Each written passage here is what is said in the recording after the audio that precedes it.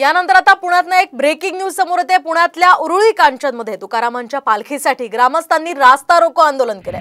संत तुकाराम महाराजांचा पालखी सोहळा हा जुन्या मार्गानेच यावा अशी या ग्रामस्थांची मागणी आहे। दरम्यान उरुळी कांचन या ग्रामस्थांचं पुणे सोलापूर महामार्गावर सध्या रास्ता रोको आंदोलन सुरू आहे। पालखी उरुळी कांचनमध्ये न थांबताच पुढे मार्गस्थ होणार आहे आणि त्या सगळ्या पार्श्वभूमीवर हे सगळे आंदोलक जे आहेत ते आक्रमक झाल्याचं आपण पाहू शकतोय।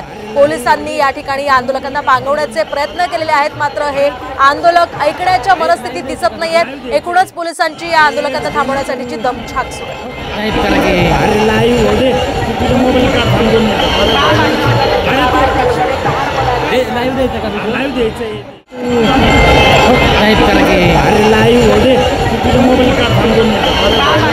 आपण पाहतोय उरुळी कांचन मधली ही दृश्य आहेत। या ठिकाणी आंदोलक आक्रमक झालेले आहेत। या संदर्भातली अधिक माहिती आपण जाणून घेऊयात आमचे प्रतिनिधी सागर आव्हाडे यांच्याकडून। सागर, काय सांगाल? मोठ्या संख्येने या ठिकाणी आंदोलक जमलेले आहेत, काहीशी तणावपूर्ण परिस्थिती सुद्धा पाहायला मिळते।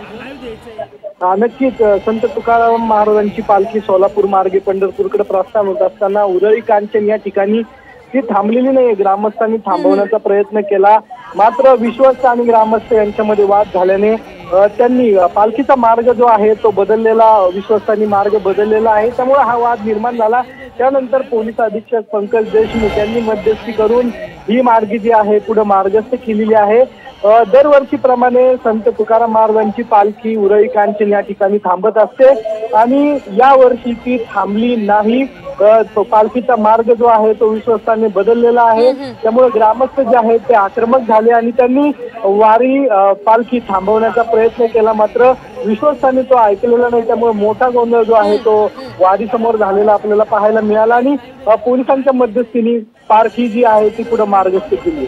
अगदी नक्कीच धन्यवाद सागर दिलेल्या या सविस्तर माहितीसाठी।